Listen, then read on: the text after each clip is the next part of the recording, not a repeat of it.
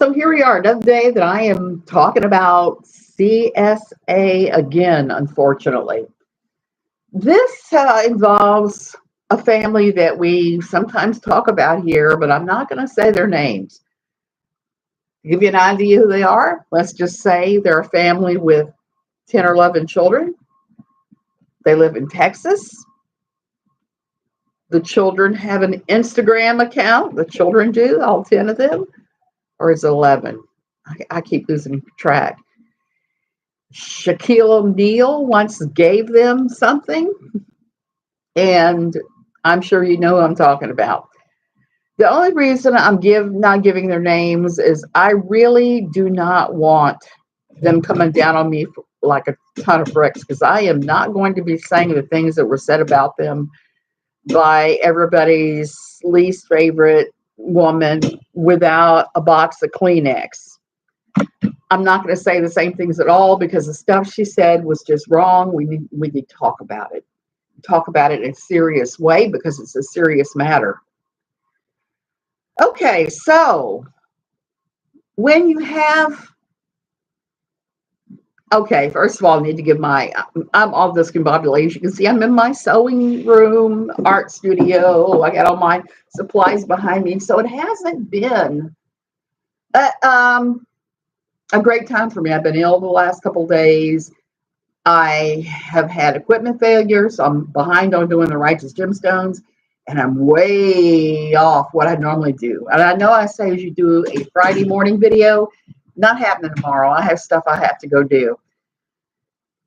I'm Suzanne Tickler. I used to write for Patheos, a column called No Longer Quivering, where I looked at the Quiverfull Evangelical movement. Okay, I tracked them. I was part of that lifestyle for some years. I'm no longer part of that lifestyle. I've been out 17 years this week of Thanksgiving. Hallelujah. I'm out of that. And I still consider myself a nominal Christian. I would call myself more the Jesus. I'm sorry, I bit my tongue last week and my tongue is still thick and weird. More of a Jesus admirer. Hey, flying mom, Laura, you listening? Okay. Don't believe them and talk about even this family. Don't bully them. Don't even be rude in the comments. If you show up in the comments here and you are nasty, guess what happens? I run over you with a band bus and prevent you from ever posting here ever again. So there's that. I have to state that because of Mike Bickle's pickle ticklers, I call them now. His supporters that were showing up in droves the other day and acting stupid. And I don't even mean like saying I don't agree with you. I mean literally acting pretty stupid. Okay, so that's out of the way. I have to talk about Mike Bickle first. Bickle on Monday, it looks like, was removed from the International House of Prayer, Kansas City, Missouri, in about time. I've talked to a ton of people since then who also said the same thing as I said about Bickle, that they always felt there was something wrong and just squishy and gross there. And so I wasn't the only one picking up on the creep vibes, apparently. And I wasn't the only one hearing these tales of what Bickle had been up to either. Like most of them, we don't say anything until these scandals break, because you don't want to be thought of as gossiping. You don't want to be saying, what minister of a major organization did X, Y, and Z with 4 girls from my old church organization? Did X, Y, and Z with 4 girls from my old church? You don't want to be one of those people.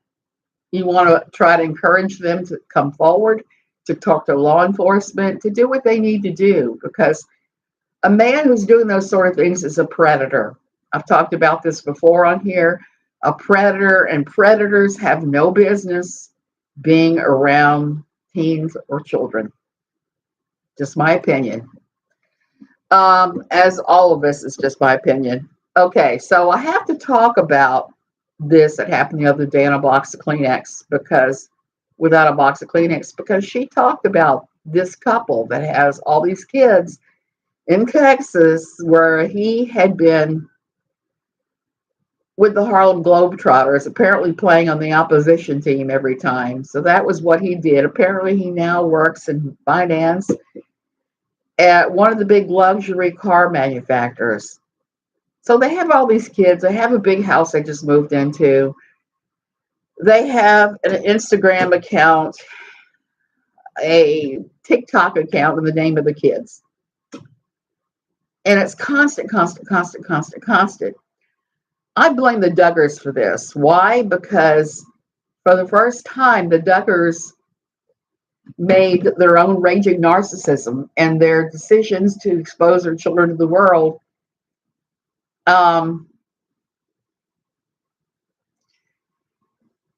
Their decisions, all of their decisions to jump out in front of the media and do what they're doing, and they've enabled people like the people I'm talking about today. They've made it cool to exploit your children for dollars, and that's never cool. We do not exploit our children. Heck, we just don't do that. Who does that? People who don't love their children the same way that many of us do that. And I'm not saying that there won't be ups and downs, even if you try to be the most perfect parent ever. Obviously, there are ups and downs. We wouldn't be human if there weren't. And you're right. I said, in my humble opinion, they're problematic. Following them via Reddit snark. Oh, the place that banned me. Hey, Grace Peter. So, yeah, I go in there and look too, even though I can no longer post because I posted I was actually talking to somebody that they were all squealing over. Yeah, she's a friend of mine on social media, and I do talk to her sometimes and ask her leading questions to see what she thinks about things. So these people have been problematic for ages. Here's the thing, they're doing counseling at their church, and this is what was talked about yesterday and the day before, I think it was, or was it just yesterday, by Without a Box of Kleenex. And the problem is that she said that because they had been counseling this couple who've now been arrested on suspicion of CSA, that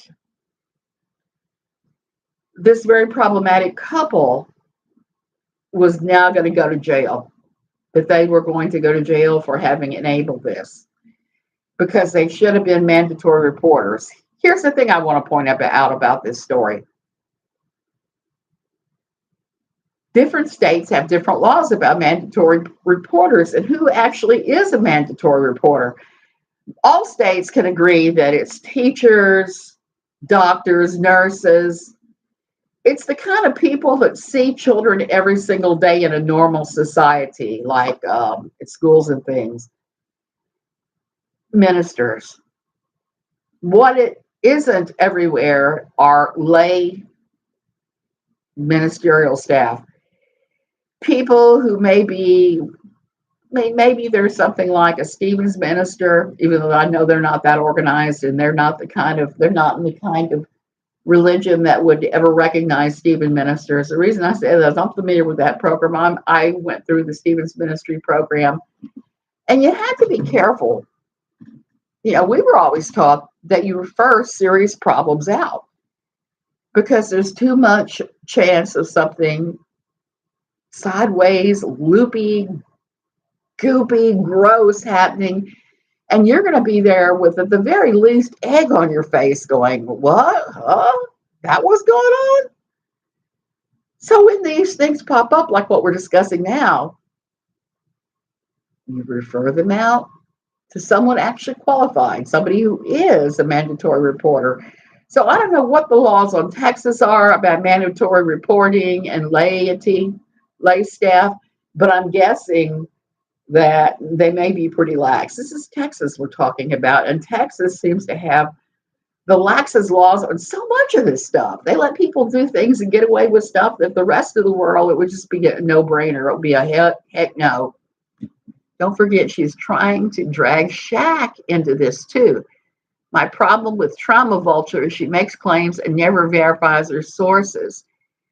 Everyone needs to wait for the facts. Well, that was my next point, Flying Mom. My next point was wait for the facts, wait for the place to issue a statement, Wait for more. You don't just immediately grab onto this. I'm sorry, my hair is driving me crazy today. You don't immediately just grab onto the slightest little rumor and just run with it. The fact that Shaq's being drugged in this is wrong. We don't know what the real circumstances of this are. There's only a little bit of evidence out there that has been released, the name of the couples, and there has been a whole boatload of accusations and assumptions made. And we just don't know. Like I said, they're in Texas. Texas lady may not be mandatory reporters. And I don't know. We don't know how much was disclosed, whether the entire thing was disclosed or not. So I'm going to say on this one, wait until we have real word as to what's going on, and just don't make assumptions about what's happening here. Prairie, waiting for facts. But yeah, Jill Rod took down the post, chilling plexus with her. I guess Jill has finally woken up a little bit then. And Jill Rodriguez is another one that has had issues with people calling CPS on them. And the people I'm talking about have had a number of CPS calls. Now, some of that is the nature of when you start, I'm just going to call it what it is, when you start attention whoring your children and you slip up. And we all do. We all make mistakes.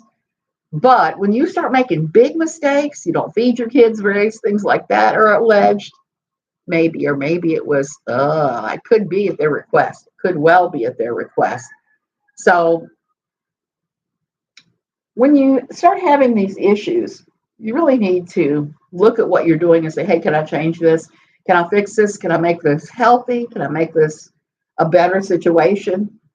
And cooperate with CPS. I mean, that's the thing I would say the most for these people.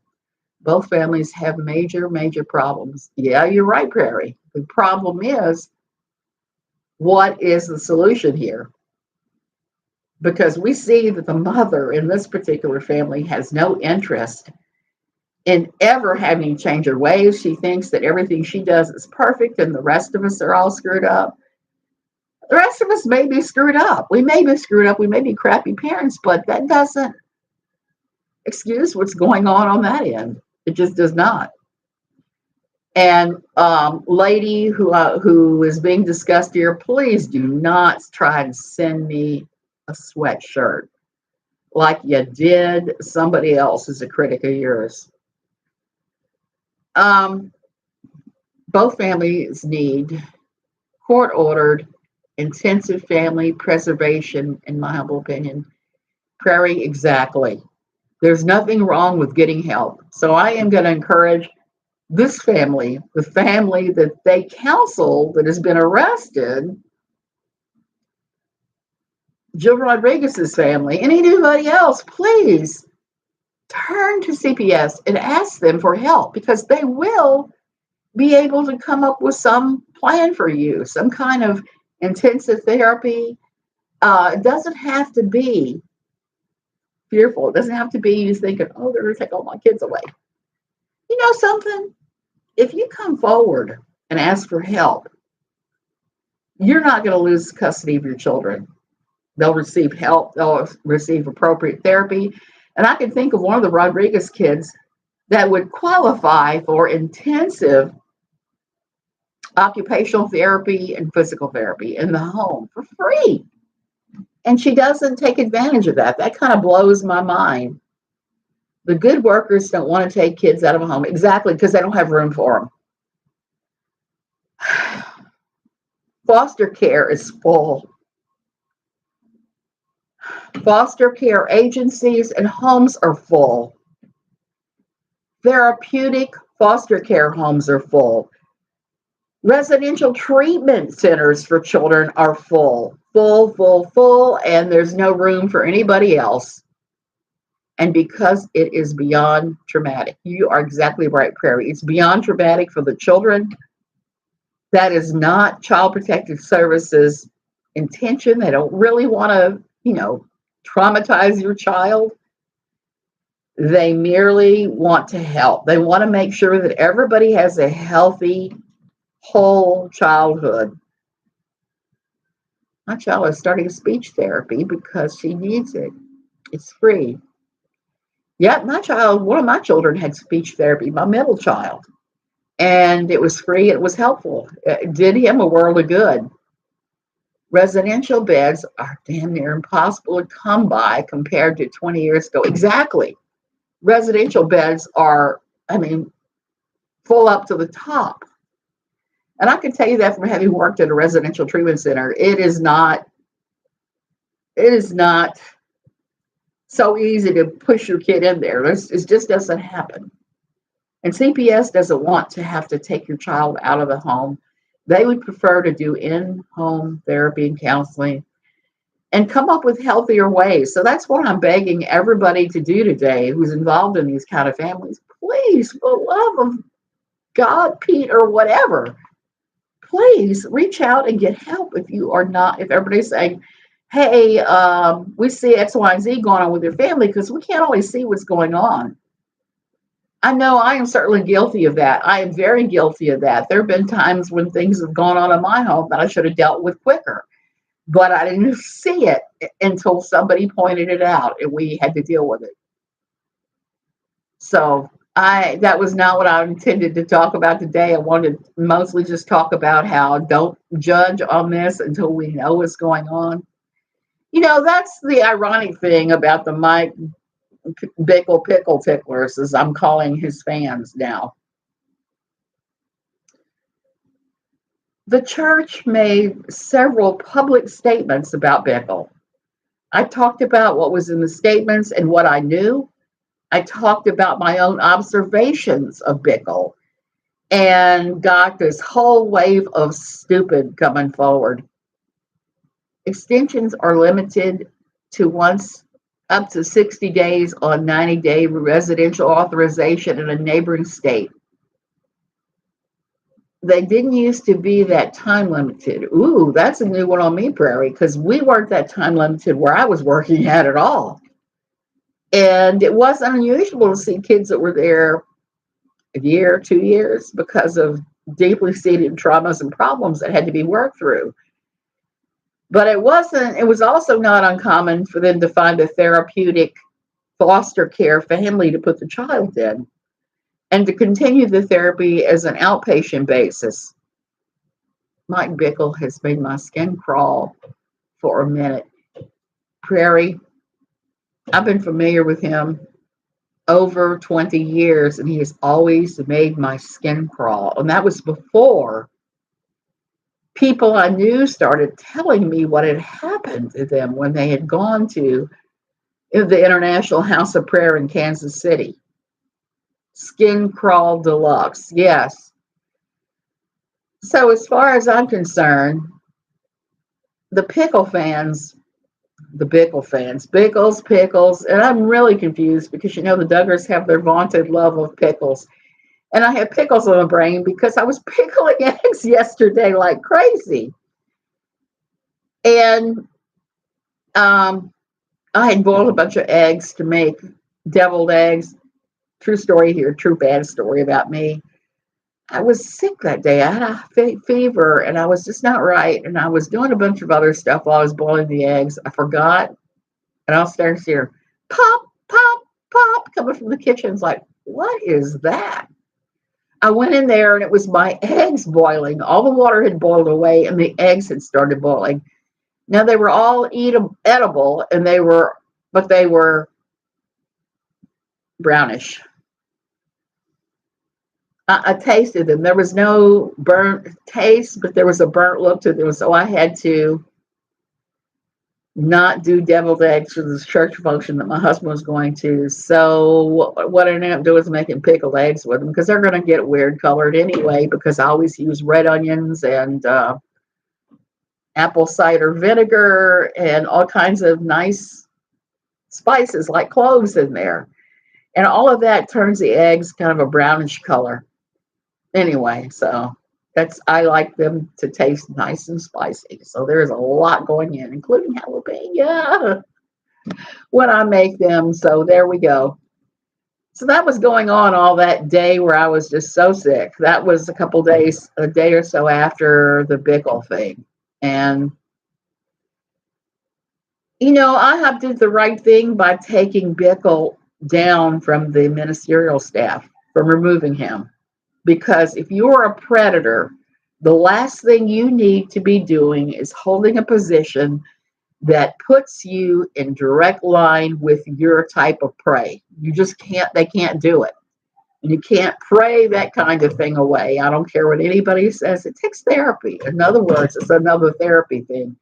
And even when there is SA, I don't care what age the person is, they're SAing. If there's SA, then that person does not need to be in any type of authority over anybody else.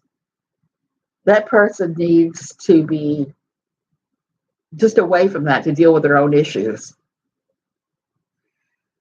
So that's all I got today. I just wanted to say, just hang on and wait. Let's see what happens. Texas has weird laws about everything, so could be that they did nothing wrong, that there's no liability. We don't know what was said in the peer counseling sessions. We don't know any of that. We're not party to that. And while this is a little bit different, we've seen this family's children in and out of the hospital, and just looked at that and gone, oh, really? Why is no one reporting that to CPS? I don't know. So this is a totally different situation. It's a more serious one because we're talking about accusations that could ruin people's lives.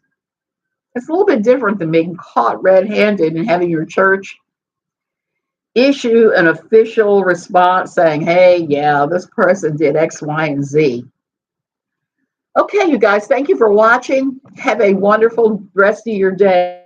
I'll see you maybe Saturday. I'm hoping to come back with book reviews on Saturday morning. Love you guys.